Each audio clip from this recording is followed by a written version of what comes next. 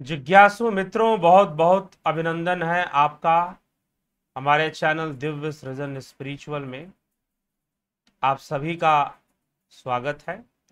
जो मित्र पहले से प्रतीक्षारत हैं, श्री गुमान सिंह जी, जगत नारायण जी, राम निवास मीना जी, जोंती दत्ता जी, गोपाल शर्मा जी, वर्षा सचदेव जी, सभी का बहुत बहुत अभिनंदन। और आज की चर्चा प्रारंभ करें हम। यह शुरू हो चुकी है चर्चा, और चर्चा जो है कठोपनिषद के दूसरे अध्याय के तीसरे वल्ली पर, और विषय है इस संसार वृक्ष का आत्मा ही जड़ है। संसार रूपी वृक्ष का जो आत्मा है, जो जड़ है, संसार रूपी वृक्ष का जो जड़ है वही आत्मा है। उसी के सकाश से यह जो वृक्ष है वह फल फूल रहा है। ठीक है, तो कुछ ऐसी बातें यहां पर की जाती हैं, की गई हैं कठोपनिषद में। कठोपनिषद के अंतर्गत दूसरे अध्याय तीसरी वल्ली में। तो आइए श्लोक के माध्यम से हम देखते हैं क्या कहा जा रहा है। दूसरे अध्याय का यह एक तरह से आखिरी अंग भी है, और इसमें बहुत कुछ है। तीसरी वल्ली में बहुत कुछ मिलेगा। तो समझाने का जो रहस्य, जो उद्घाटन किया जा रहा है, उस पर हम ध्यान देंगे। थोड़ा सा आज कुछ कारणों से हल्का सा विलंब हुआ, थोड़ा सा कनेक्शन प्रॉब्लम भी चल रहा है, इसलिए आप जुड़े रहें, धैर्य ना खोएं। कनेक्शन प्रॉब्लम ठीक हो जाएगा अपने आप। तो जिज्ञासुओं, कहा जा रहा है ऊर्ध्व मूलो अवाक शाखा एशो अस्वस्थ सनातन तदेव शुक्रम तद ब्रह्म तदेवामृत मुच्यते तस्मिन् लोकाः श्रुता सर्वे तदु नात्येति कश्चन एतद्वै तत्। तो ऊपर की ओर मूल वाला ऊर्ध्व मूलो वाक शाख, ऊपर की ओर मूल वाला, नीचे की ओर शाखा वाला, अर्थात ऐसा वृक्ष जिसकी जड़ें ऊपर हैं, शाखाएं, पत्तियां, टहनी, फल सब नीचे हैं। कल्प वृक्ष भी कहते हैं हम इसको। तो जिसकी जड़ें ऊपर हैं और टहनियां, शाखाएं सब नीचे की ओर है, संसार वृक्ष। गीता में भी इसकी चर्चा है। तो वही यहां पर भी है, ऊर्ध्व मूलो वाक शाख एशो अश्वत्थ सनातन। ऊपर की ओर मूल वाला, नीचे की ओर शाखा वाला यह सनातन, यह सनातन वृक्ष पीपल के वृक्ष के समान है। इसका मूलभूत तथा एव शुक्रम, वह परम तत्व, वह विशुद्ध तत्व, वह आत्मा ही, वही ब्रह्म, तत् ब्रह्म, वह ब्रह्म ही, और वही अमृत कहलाता है। अमृतम उच्यते तदेव शुक्रम तद ब्रह्म तेवा मृत उच्यते। अर्थात वही शुक्र है उसका, क्योंकि शुक्र से उत्पत्ति होती है, तो इसीलिए शुक्र रूप में भी वही है, और फिर जड़ रूप में भी वही है, और अमृत रूपा भी है, वही ब्रह्म है। इसलिए यहां पर कहा गया इस लाइन में, तदेव शुक्रम तद ब्रह्म तदेवामृत मुच्यते तस्मिन् लोका श्रुता सर्वे तदु नात्येति कश्चन। अमृत कहलाता है, सब लोग उसी के अधीन हैं, सब लोग उसी पर आश्रित हैं, कोई भी उसको लांघ नहीं सकता है। यही वह आत्मा है। ठीक, तो उसके बारे में बताया जा रहा है कि वही जड़ है इस संसार वृक्ष का। जितने भी लोग आप सुनते हैं, कई लोग आप देखें कहते हैं लंबा सा रोल कागज रखते हैं। मुझे कई जगहों में गया तो लंबा सा रोल कागज उनके पास था, और जो रोल कागज था, उस रोल कागज में लंबी चौड़ी एक लिस्ट बनाई गई थी, ये लोग, वो लोग, ऐसे लोग। जब भाई साहब ने खोला तो लंबा सा खुल गया, वो काफी लंबा खुला, और को बताने लगे, लगभग उनको पूरे 2.5 घंटे लगे उस कागज को समझाने में कि ये लोग हैं, ऐसे लोग हैं, वैसे लोग हैं। इन सब को समझाने में उनको 2.5 घंटे मुझको लग गए। अंत में पता नहीं गोलोक धाम के बारे में, तो जितने भी लोग हैं, जितने भी लोग हैं उस आत्मा पर निर्भर हैं, उस ब्रह्म पर निर्भर हैं, उसी पर आश्रित हैं। ठीक है, वही मूल तत्व है, वही शुक्र है जिससे सारी उत्पत्ति हो रही है, और वही मूल तत्व है जिससे सब कुछ बना हुआ है। जैसे कि सूत का कपड़ा, कपड़े कैसे बनते हैं? सूत से। अब कुर्ता भी बन जाएगा, पजामा भी बन जाएगा, टोपी भी बन जाएगी, धोती भी बन जाएगी सूत से। तो धोती अलग वस्त्र है, कुर्ता अलग वस्त्र है, ठीक, परंतु जो उसका तत्व है वह तो सूत ही है। तो वही तत्व है जिससे सब कुछ है, सब उसी का प्रकाशन है, सब उसी से प्रकाशित है, उससे भिन्न कुछ भी नहीं है।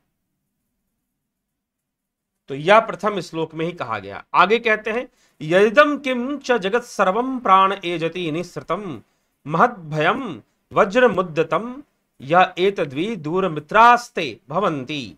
निःसृतम निकला हुआ, यह जो कुछ भी संपूर्ण जगत है उस प्राण रूप परमेश्वर में ही चेष्टा करता है। इस उठे हुए वज्र के समान महान भय स्वरूप उसको देखकर जो जानते हैं वे अमर हो जाते हैं, अर्थात जन्म मरण से छूट जाते हैं। जो उसको जानते हैं। अब यहां पर एक नई बात कही जा रही है, यद्यपि एक व्याख्या का विषय है, बहुत बृहद व्याख्या का विषय है ये,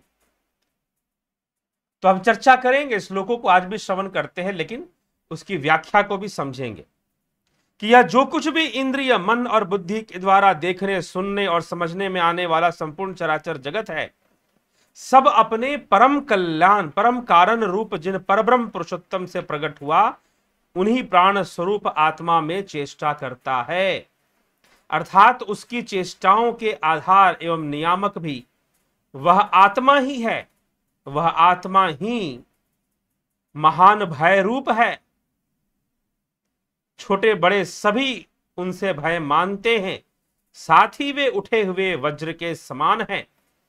जिस प्रकार हाथ में वज्र लिए हुए प्रभु को देखकर सभी सेवक यथाविधि निरंतर आज्ञा पालन में तत्पर रहते हैं, उसी प्रकार समस्त देवता सदा सर्वदा नियमानुसार उसी परमेश्वर पर आश्रित और उन्हीं से भयभीत हैं। तो भय की बात यहां पर आ रही है, भय और भयभीत होने की बात आ रही है। यह भय का विषय क्या है? यह भय का विषय कैसा है? भयभीत होने की बात यहां पर क्यों की है? क्या हमें परमात्मा से भयभीत होना चाहिए? क्या हमें यह भय का विषय है? और अगर भय का विषय है तो भय की चर्चा यहां पर क्यों है? तो जिज्ञासुओं, इस पर हम चर्चा करेंगे। आगे भी इसी विषय को बढ़ाते हुए कहा जा रहा है, भयादस्याग्नि अस्तपति भयात तपति सूर्य भयादिंद्रश्य वायुष्य मृत्युर्धावति पंचम। इसी के भय से अग्नि तपता है, इसी के भय से सूर्य तपता है, तथा भय से इंद्र, वायु और पंचम मृत्यु, पांचवें मृत्यु देवता प्रवृत्त हो रहे हैं। इसी के भय से सब काम कर रहे हैं, इसी का भय इन सभी को है। इह चेद शकद बोधुम प्राक शरीरस्य विश्रस ततः सर्गेषु लोकेषु शरीर त्वाय कल्पते। यदि शरीर का पतन होने से पहले पहले इस मनुष्य शरीर में ही आत्मा को साक्षात्कार नहीं किया तो फिर अनेक कल्पों तक नाना लोक और योनियों में शरीर धारण करने को जीव विवश हो जाता है। ठीक है, तो कुछ ऐसी बातें यहां पर बताई जा रही हैं। तो व्याख्या का तो यह विषय है, थोड़ा समझने का गूढ़ विषय है। कौन भयभीत होगा उस आत्मा से, और क्यों भयभीत होगा? लोग तो यहां कहते हैं प्रेम करो, और यहां भयभीत होने की बात कही जा रही है। तो यह भय कौन सा है, यह कैसा भय है, किस प्रकार का भय है? एक भय है मनुष्य को संसार में अपने अहंकार के नष्ट हो जाने का भय, लेकिन यह भय है साधकों का उस आत्मा को ना प्राप्त करने का भय, क्योंकि यह संसार स्वयं ही दुखमय है। भयभीत तो संसार से होना था, क्यों? क्योंकि यह संसार दुखमय है। वास्तव में मनुष्य इस संसार से भयभीत है, और उस आत्मा का भय यह है कि जिसने उसकी ओर नहीं देखा, जो उसकी ओर आगे नहीं बढ़ा, जो उसकी ओर आगे नहीं गया, उसका क्या होता है? वह संसार की माया में फंस जाता। जो उसकी ओर आगे नहीं बढ़ा, जो उसकी ओर आगे नहीं गया, वह संसार की माया में फंस जाता। ठीक है, इसीलिए उससे भयभीत होने की आवश्यकता है, उससे प्रार्थना करने की आवश्यकता है कि वो हमें स्वीकार कर ले, वो हमें अपना ले। नहीं तो जिसने प्रकृति की ओर देखा, जिसने माया की ओर देखा, जिसने इंद्रियों की ओर देखा, वह मृग मरीचिका में फंसकर बार बार नीच योनियों में जाकर दुखी होता रहता है। इसीलिए यहां पर चौथे श्लोक में मनुष्य जीवन को भी बताया जा रहा है कि इस मनुष्य जीवन के रहते अगर आपने उचित कर्म नहीं किया, उस आत्मा को नहीं जान लिया, तब तक बात समझ में नहीं आएगी। तो मित्रों, मनुष्य जीवन के रहते ही उस आत्मा को जानना पड़ेगा, यह लक्ष्य लेना पड़ेगा। तो इस पर हम बृहद चर्चा और लेकर आएंगे, संभवतः निश्चय ही कल भी हम इसी विषय पर चर्चा, कुछ इन्हीं श्लोकों पर और चर्चा, भय और मनुष्य जीवन। तो किस प्रकार से यह बात समझाई गई है यह समझ पाएंगे, नहीं तो क्योंकि जो कुछ है उस पर आश्रित है, इसलिए भयभीत होने के लिए भी कहा जा रहा है कि उसका भय करो। क्यों भय करो, यही समझ लेना। तो चलिए अभी थोड़ा सा, किसी कारणवश आज थोड़ा समय देंगे, तो इसीलिए आपकी कमेंट और प्रश्नों को भी देख लेते हैं।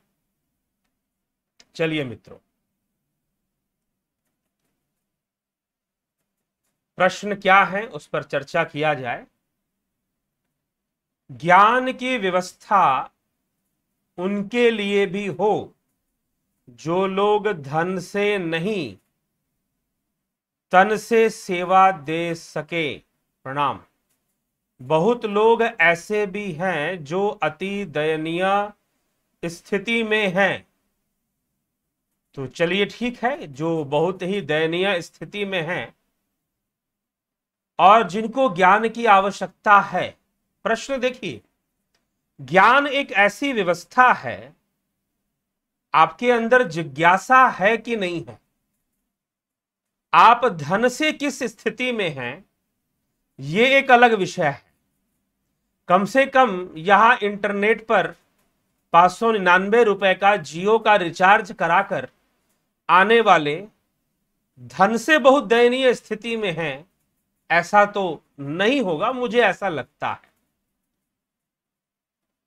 ठीक है, हां, अभी भी ऐसे लोग हैं हमारे देश में जो कि इंटरनेट का इस्तेमाल नहीं कर पाते हैं, स्मार्टफोन उनके पास नहीं है, उनकी आय इतनी नहीं है और कि वह जो है मोबाइल फोन, स्मार्टफोन खरीद सके, यूट्यूब वीडियोस देख सके। ठीक है जी, ये चीज है। और ऐसे लोग, मैं एक बता दूं, एक मेरे भाई साहब हैं, अब उनका मैं नाम नहीं लेना चाहूंगा, इस समय वो ऑनलाइन प्रेजेंट है, यहां पर आपके लाइव में ही है। कमेंट भी डेली करते हैं, आज भी कमेंट उन्होंने किया। कमेंट में कभी कोई प्रश्न तो नहीं करते, लेकिन लिखते हैं जरूर कुछ ना कुछ अभिवादन के रूप में।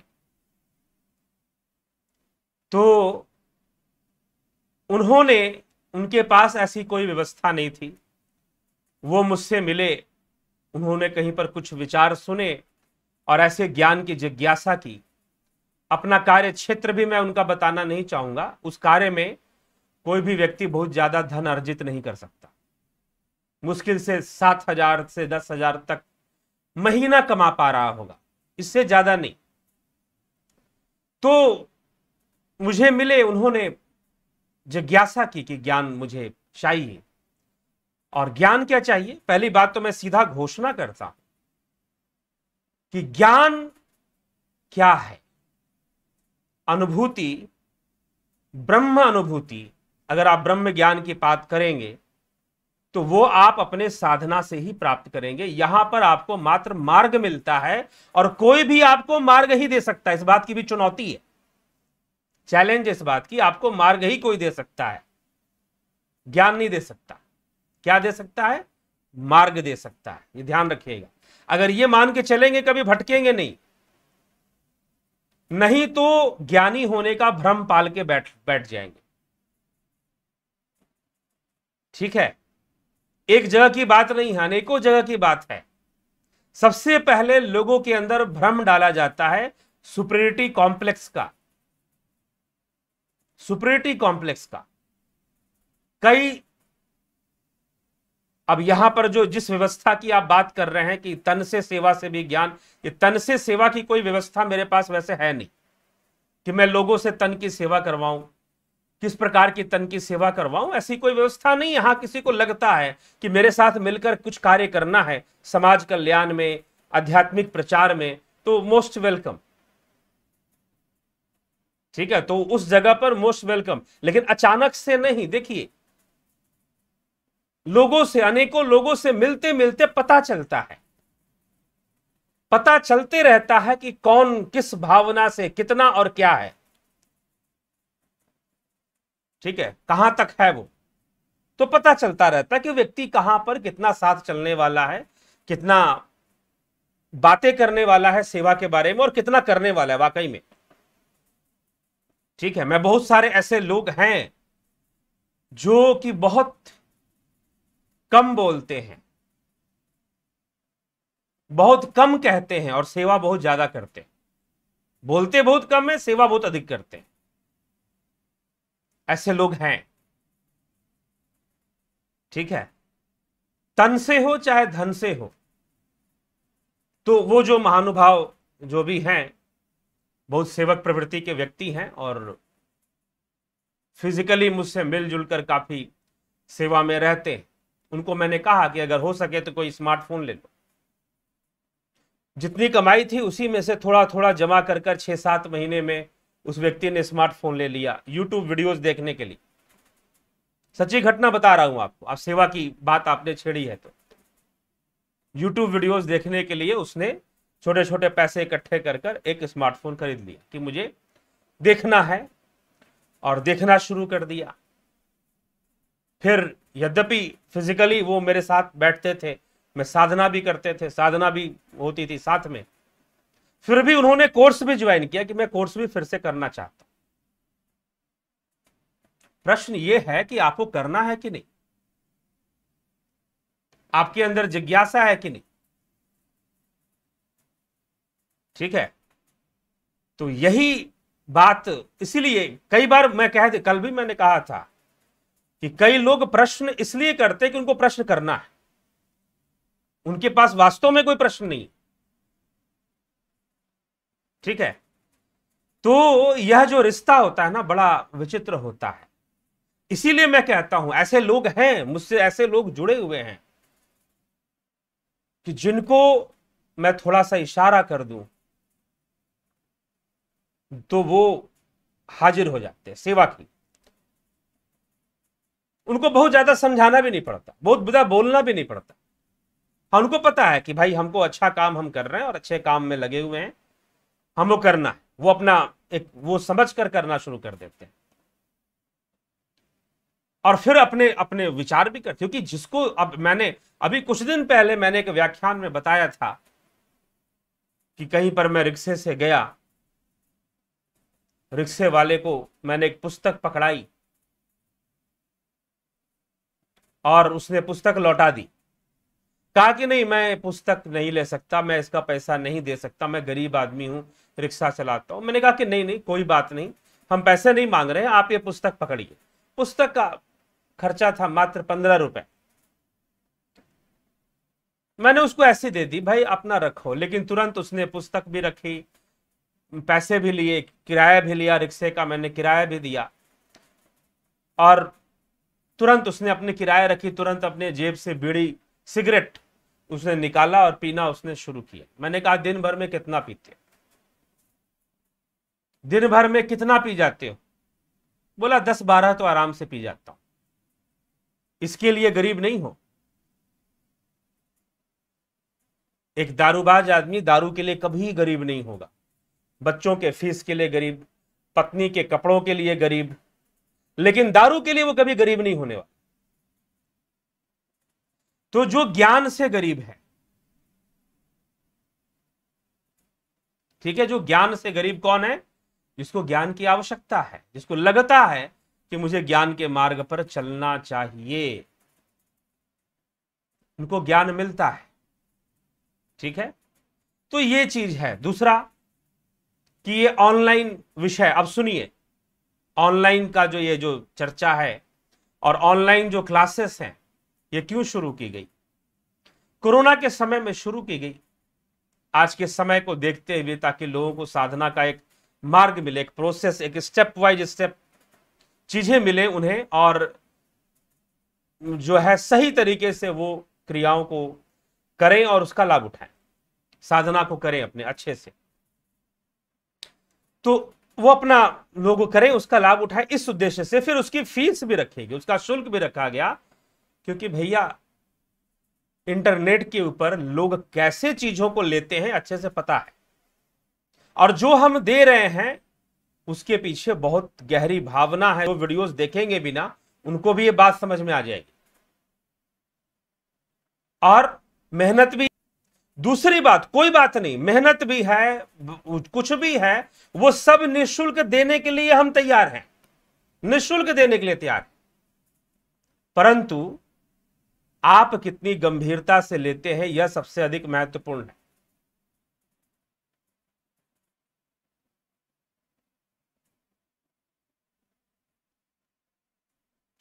तो आप कितनी गंभीरता से लेते हैं, यह महत्वपूर्ण है। अब सुनिए बात,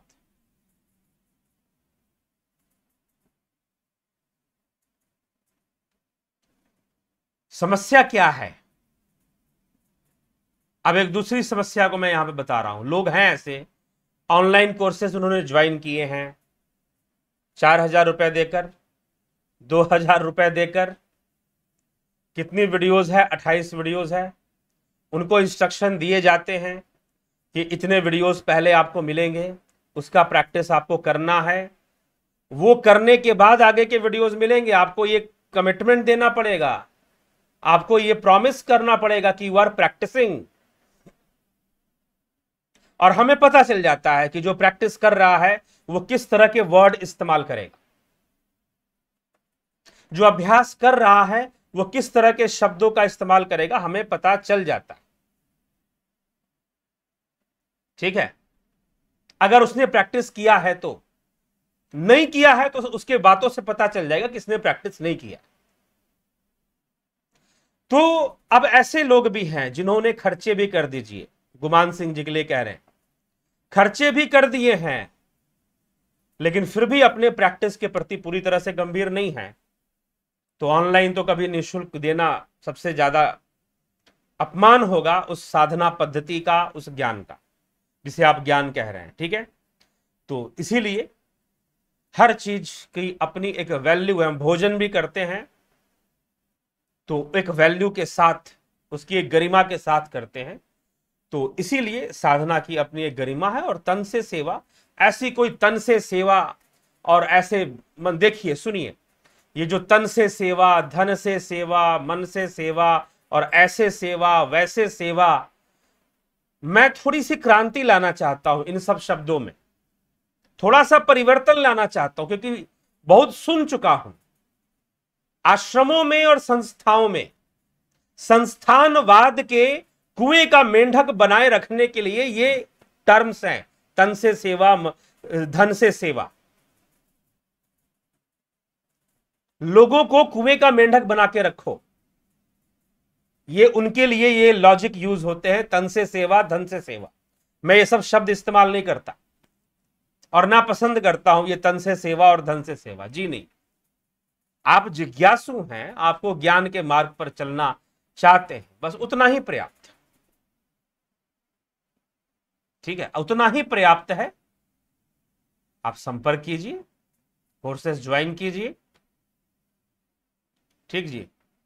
तो वो जो सेवा वाली जो बात है, तन से सेवा, कुएं का मेंढक बनने वाली जितने भी हैं जगहें जहां पर जाते ही आपको बताया जाएगा अरे आपके पिछले जन्मों का इतना पुण्य है, तभी तो आप यहां पर पहुंचे।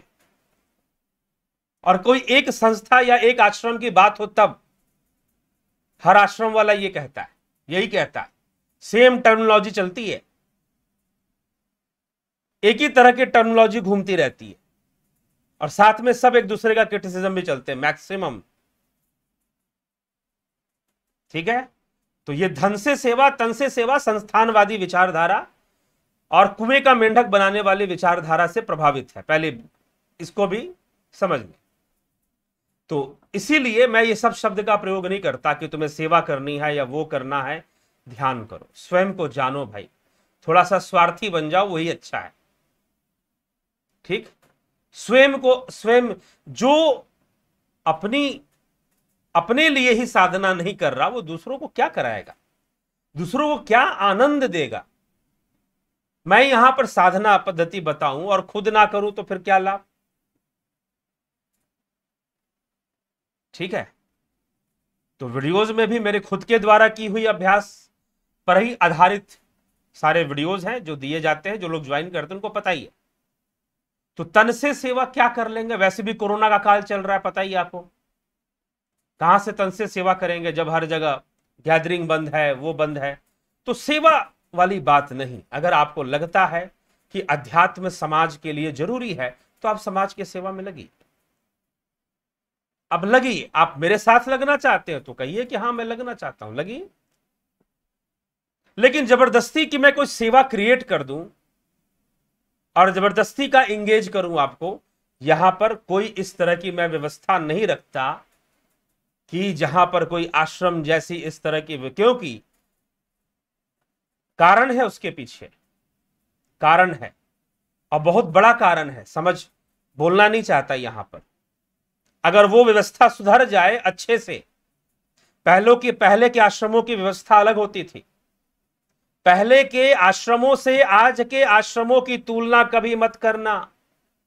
पहले के आश्रम में एक सीमित काल तक शिष्य आश्रम में रहता था, एक सीमित काल तक बस। और आश्रम व्यवस्था तो चलो जिस अवस्था में आप हैं, ब्रह्मचारी, ब्रह्मचर्य, गृहस्थ, वानप्रस्थ और फिर सन्यास, इनको भी आश्रम कहते थे। लेकिन जब गुरुकुल और गुरुकुल आश्रम की हम बात करते हैं तो ब्रह्मचर्य में 25 वर्ष की उम्र से ऊपर कोई आश्रम में नहीं रहता था। वो आश्रम वशिष्ठ ऋषि के आश्रम, विश्वामित्र के आश्रम और आजकल के जो गुरुओं के आश्रम हैं, जो लोगों को मानसिक रूप से आध्यात्मिक और धार्मिक भय दिखाकर या कुछ भी कर कि वो उनके सारे दुखों को दूर कर देंगे, या कुछ और बहुत तरह की बातें, कुछ दिन के लिए कुछ चमत्कार हो गया सो हो गया, अन्यथा उसके बाद फिर नहीं भी हुआ, तो वह जो प्रक्रियाएं चलती हैं वो गलत है, वो गलत है। अध्यात्म स्वयं को जानने की प्रक्रिया है, अध्यात्म स्वयं के विकास की प्रक्रिया है। वो ना करके आप निर्भरता दे रहे हैं, आपको किसी के ऊपर निर्भर बनाया जा रहा है, ठीक है। तो वो बड़ी खराब चीज है फिर तो। और पाप कब है, सबसे बड़ा पाप क्या है, क्या तुम कोई भी यहीं से तो आतंकवाद की जड़ ही है ये आश्रमवादी व्यवस्था जो आजकल चल रही है, संस्थानवादी व्यवस्था। तो वह जो मानसिकता है मिक्स होकर, विकृत होकर जो चल रही है, हमारी संस्कृति से अलग ही है वो कुछ। अंत में एक ही उपदेश वहां बचता है कि कोई शास्त्र नहीं होता, कोई वेद नहीं होते, हमारे गुरु जी ने जो बोल दिया वही वेद, वही शास्त्र, दूसरा कुछ नहीं होता। सीधा सीधा सनातन धर्म का विरोध है ये। ऐसे गुरु लोग सीधा सनातन धर्म के विरोधी हैं जो ये कहते कि नहीं, हमारे गुरु जी ने जो बोला वही सब कुछ है, बाकी हम कोई शास्त्र नहीं, कोई वेद नहीं। अपने अंदर में ये लोग ये समझाएंगे, माइक पर भाषण कुछ और देंगे। तो ये इस तरह की व्यवस्था के समर्थक ही मैं नहीं हूं, जहां पर तन से सेवा धन से सेवा, जी नहीं। कोर्स है, कोर्स ज्वाइन कीजिए, जहां आपको आप सेवा की भावना आपके अंदर है, इस ज्ञान का प्रचार लोगों तक सही विधि, सही तरीका साधना का पहुंचे, ताकि वह निश्चय ही आत्म साक्षात्कार की ओर बढ़े, अपना कल्याण करे, अपने जीवन को आनंदित करे और दूसरों के जीवन के आनंद में भी सहभागी हो पाए, एक अच्छा जीवन जी पाए। इस रास्ते में आप जो कर सकते हैं करिए, अपने से कर सकते हैं खुद से करिए, मेरे साथ लगकर करना चाहते हैं करिए, ठीक है। कई लोग जो कर रहे हैं वो कर रहे हैं। तो यह मैं स्पष्ट यहां पर कर देना चाहता हूं। चलिए, सेवा का महत्व है, बहुत महत्व है सेवा का, इसमें कोई संशय नहीं है, परंतु सेवा के नाम पर वास्तव में सेवा हो तब। सूक्ष्म शरीर और कारण शरीर को जानने वाले आत्मा ही है, और तुरीयातीत अवस्था के जानने वाले वो ब्रह्म है, प्रकृति के जानने वाला आत्मा ही है। कृपा करके बताए जी, क्या पूछना क्या चाहते हैं? कर्म करो, कर्म फल ईश्वर देगा। जी, सबसे बड़ा भय तो मृत्यु का ही है, और मृत्यु आने तक मनुष्य सभी भोगों को भोगना चाहता है और कामना पूर्ति में ही रह जाता है। आत्मज्ञान तो उन्हें व्यर्थ ही लगता है। तो सूक्ष्म शरीर और कारण शरीर को जानने वाले आत्मा ही है। आत्मा नहीं जानता है, जीव ही जानता है। सूक्ष्म शरीर कारण शरीर को भी जीव ही जानता है, ठीक है। तो जीव को ही ज्ञान किसे होगा? जीव को ही होगा। आत्मा ज्ञान स्वरूप है, लेकिन ज्ञान होगा नहीं आत्मा को, ठीक है। जीव को ही होगा, जीव ही जानेगा, जीव ही स्वयं का लय करेगा ध्यान योग से, अपने आप को आत्मा में लीन करेगा। सबसे बड़ा भय तो मृत्यु का ही है। हां, जिसको शरीर से आसक्ति है उसे सबसे बड़ा भय मृत्यु का ही है, लेकिन जो ज्ञानी पुरुष है उनका भय बदल जाता है। कल एक बार और हम इस विषय पर चर्चा करेंगे। जिस व्यक्ति को मार्ग दिया जाता है उस व्यक्ति की स्वयं के खोज के प्रति जिज्ञासा कितना महत्व रखती है, कृपया बताएं। जी हां, जिज्ञासा होनी चाहिए। स्वयं के खोज, उसके जीवन का प्रथम लक्ष्य ही होना चाहिए स्वयं का खोज। सबसे पहला लक्ष्य ही होना चाहिए स्वयं का खोज, तभी जाकर वह जिज्ञासा, उसी जिज्ञासा से उसको लाभ होना है, ठीक है। गोपाल शर्मा, आप जगत जी के बारे में बता रहे हैं? जी नहीं, बिल्कुल नहीं, ठीक है। गोपाल शर्मा जी, ये कमेंट आपको नहीं करना चाहिए था वैसे, लेकिन आप उनके बारे में बिल्कुल नहीं कह रहे हैं। पहली बात तो ये, व्यक्तिगत नाम लेकर कमेंट करना ही गलत है। तो उनके बारे में बिल्कुल नहीं बता रहे हैं, वो भी सुनते रहते हैं, ठीक है, लेकिन उनके बारे में नहीं कह रहे। उन तो पहले से वो ठीक ठाक हैं काफी। तो बस यही कहता हूं कि आप ऑनलाइन आए हैं, व्यर्थ के इधर उधर बुद्धि ना लगाएंगे भैया, फिर एक्शन लेने के लिए विवश होना पड़ता है चारों तरफ से। तो यह समझ ले तो मृत्यु का भय जो शरीरधारी है, शरीर से जो आसक्त है, वह निश्चय ही उसको मृत्यु का भय तो रहेगा ही रहेगा। लेकिन मृत्यु तो शरीरधारी है, जो जन्म लिया है, आए हैं सो जाएंगे। राजा रंक फकीर, एक सिंहासन चढ़ी चले, एक बंधे जंजीर। एक बंधे जंजीर कि एक सिंहासन चढ़ी चले। मरना तो सबको है भैया, शरीर सबको छोड़ना है, सब जाएंगे। लेकिन उससे भी बड़े भय हैं।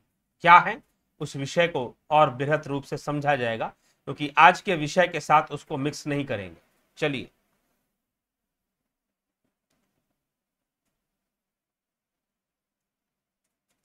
महेश मकवाना, अभौतिक गुरु से ज्ञान से, अभौतिक गुरु के ज्ञान से कोई भटकाव नहीं रहता, क्योंकि वे ईश्वरीय ज्ञान ही है जो खुद से जुड़े रहने का एहसास कराता रहता है। जी हाँ, ज्ञान भी अपने आप में गुरु है, इसमें कोई संशय नहीं।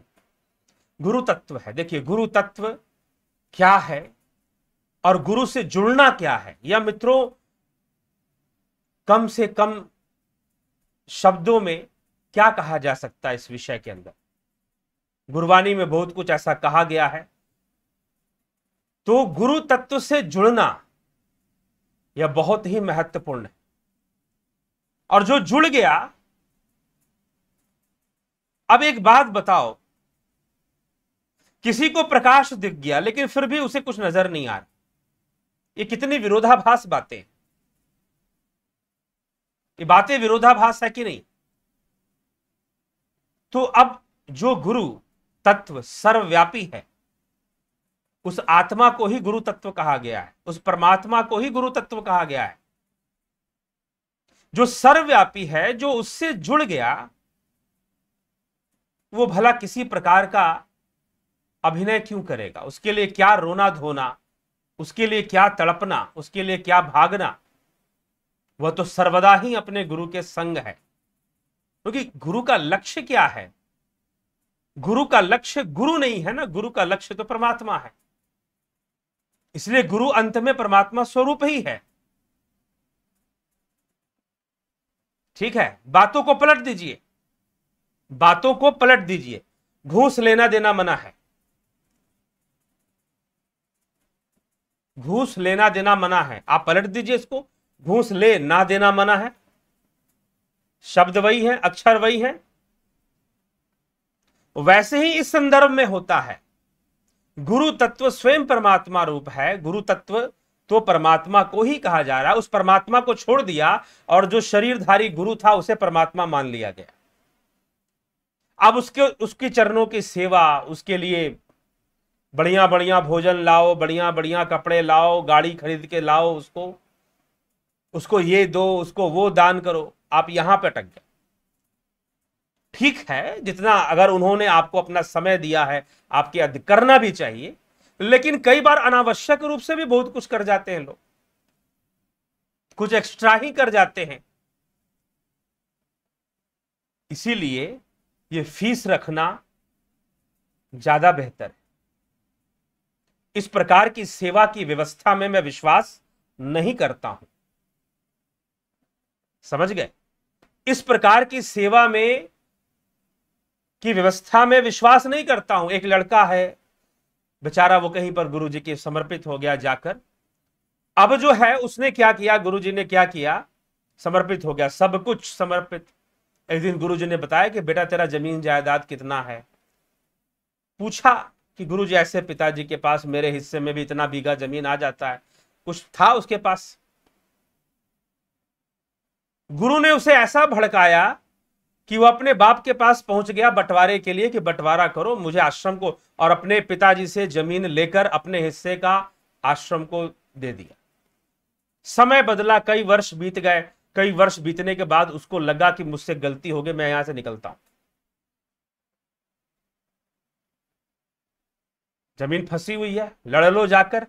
अब वो पता चला, उसने मुझे फोन करके सारी बात बताई कि मैं ऐसे ही, उन्होंने यही जैसे आप लोग संपर्क करते हैं कोर्सेज के लिए, ध्यान आदि इन बातों को समझने के लिए, वैसे उन्होंने ही फोन किया था और फोन करके बताई कि अब मुझे वहां से मर्डर की धमकियां मिलती हैं कि अपनी जमीन मांगोगे, कुछ करोगे।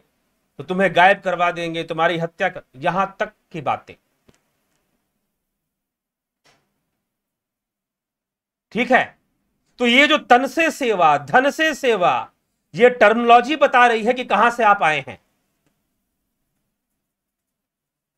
तो बच के रहें, मैं सीधा सा एक वो कह रहा हूं, एक सुझाव दे रहा हूं, बच के रहें तन से सेवा और धन से सेवा।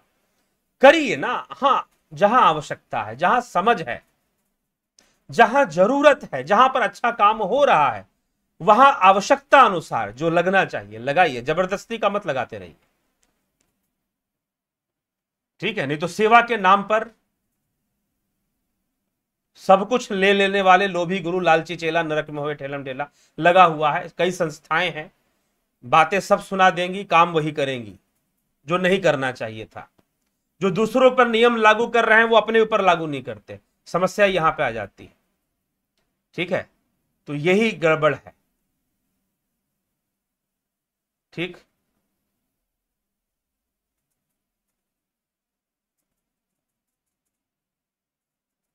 तो गुरु जी प्रणाम, मृत्यु का भी हो। और चलिए, गोपाल शर्मा जी क्षमा चाहता हूं, क्षमा कोई बात नहीं, लेकिन अंधेरे में तीर मत मारिए, अंधेरे में तीर मत चलाइए।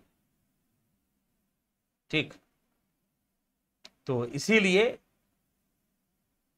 क्षमा मांगने की जरूरत ही ना पड़ती अगर अंधेरे में तीर नहीं, आप पूरी तरह से कंफर्म हो गए तुरंत। यही समस्या है, इसी समस्या को खत्म कर दीजिए अपने भीतर से।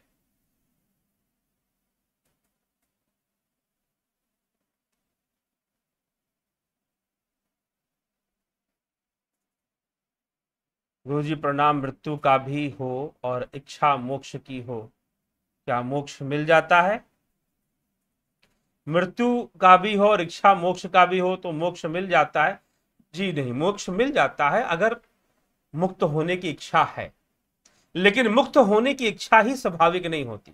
मनुष्य शरीर के बंधन में, शरीर के द्वारा उत्पन्न विकारों के बंधन में, शरीर के द्वारा उत्पन्न इच्छाओं के बंधन में वह फंसा रहता है और वह कई तरह के विचारों में लगा रहता है। तो इस कारण से जब मृत्यु आती है तो कई भावनाएं उसके ऊपर हावी हो जाती हैं, कई कामनाएं उसके ऊपर हावी हो जाती हैं, और जो कामनाएं हावी हो जाती हैं, जो भावनाएं हावी हो जाती हैं, उसी से समस्या है। ठीक, चलिए, फिर वो मोक्ष तक पहुंचने नहीं देती हैं। इसीलिए जीते जी साधना के द्वारा, योग के द्वारा चित्त वृत्ति का निरोध करके हमें प्रयासरत रहना चाहिए, तभी कैवल्य संभव है, तभी मोक्ष संभव है। सभी आवरण हट जाएंगे जब आप खुद को जान लेंगे। जी ठीक है, धीरे धीरे सब हटेंगे ही। ठीक,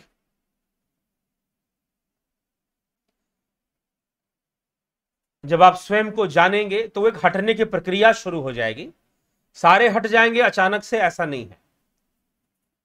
क्या मैन मेड क्रिएशन जैसे ईंट पत्थर की रचना, धातु की रचना, कागज और प्लास्टिक की रचना आदि में ईश्वर है? ईश्वर तो सर्वव्यापी है, ईश्वर तो सर्वव्यापी है, तो इनमें ईश्वर कैसे नहीं है जी? ठीक है, जो सर्वव्यापी तत्व है, यह तो क्योंकि ईंट का होना, पत्थर का होना, धातु का होना, यह इंद्रिय विषय है, या आपकी कागज का होना, यह भी इंद्रिय विषय है। और ईश्वरीय अनुभूति इंद्रियातीत है, इंद्रियों के परे है। ठीक है, बियॉन्ड सेंसेस। ये सेंसेस सत्य नहीं देखती, या मिथ्या को देखती हैं। एक वीडियो है हमारे चैनल पर, लगता है कि उस वीडियो की पुनरावृत्ति करनी पड़ेगी फिर से। उसमें स्पष्ट रूप से बताया गया है कि इंद्रियां किस प्रकार से देखती हैं, और कोई शास्त्रों से नहीं बताया गया है। आज के जो मेडिकल साइंस की जो खोज है, जो बायोलॉजिकल रिसर्चेस हैं, उस पर बताया गया है। उसमें इसको एक्सप्लेन किया गया कि प्रत्येक वस्तु एक जैसी नहीं होती है, एक ही व्यक्ति, मतलब कि अलग अलग आंखें अलग अलग देखती हैं, अलग अलग जीव अलग अलग देखते हैं चीजों को। तो इंद्रियों की जितनी क्षमता है अनुभव करने की, वह उतना ही अनुभव करती हैं। इंद्रियों की जितनी क्षमता है उतना ही अनुभव करती हैं। तो ये जितनी भी विषय है, ईंट का, धातु का, कागज का, प्लास्टिक का, यह मनुष्य इंद्रियों के सीमित विषय है। इसकी सीमा निश्चित है कि ये इंद्रियों के अंतर्गत ही इन विषयों को हम जान सकते हैं, इन विषयों को हम देख सकते हैं, इनकी अनुभूतियां कर सकते हैं, इंद्रियों के परे नहीं। और आत्मा और ईश्वर इंद्रियों के परे, बियॉन्ड सेंसेस है। ठीक है, तो इसीलिए वह सर्वव्यापी है। और लेकिन आप उसकी सर्वव्यापकता का अनुभव कब करेंगे? जब अतीन्द्रिय अनुभूतियों से जुड़ जाएंगे, अतीन्द्रिय अनुभूतियों से जुड़ जाएंगे। ठीक है,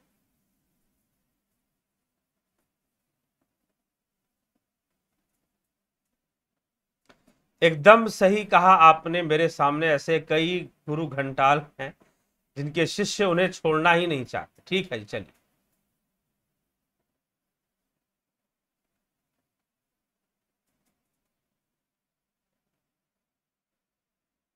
कमलेश उपाध्याय, ऐसा लगता है कि ज्यादातर गुरु स्वयं को लाभ पहुंचाने के लिए साधकों को साधना की अपेक्षा गुरु सेवा के नाम पे गुमराह करते हैं। जी हां, इस तरह की बातें होती हैं। कई बार गुरु सही होते हैं तो गुरु जी के बाद जो संस्था के जो चलाने वाले लोग हैं वो फिर उस ढंग से चलते हैं, फिर उनके नाम पर या उनके उस पर जो है वो लोगों से सेवा लेते हैं और उस तरह से फिर वो चलते हैं, सांसारिक रूप से चलते हैं फिर। ठीक है, तो ये चीज है। तो कई चीजें हैं, इसीलिए मैं कभी किसी का एक सिस्टम के प्रति ही मैं बात बोलता हूं, किसी व्यक्तिगत रूप से किसी के प्रति मैं बात नहीं बोलता। क्योंकि ऐसा नहीं है कि कई संस्थाएं और कई पंथ चल रहे हैं जिनके जो मुखिया थे, जिनके जो मुखिया रहे, उन्होंने सच्चे मन से समाज कल्याण का काम किया है, सच्चे मन से उन्होंने लोगों का कल्याण किया है, लोगों को ज्ञान दिया है, लोगों पर कृपा की है। लेकिन उनके नाम पर चलने वाले कई पंथ हैं जो वैसा कर रहे हैं, और कुछ ऐसे हैं गुरुजन भी, कुछ ऐसे हैं जो कि सेवा के नाम पर और कई नामों पर इसी तरह के क्रियाकलापों को शुरू कर देते हैं। ठीक,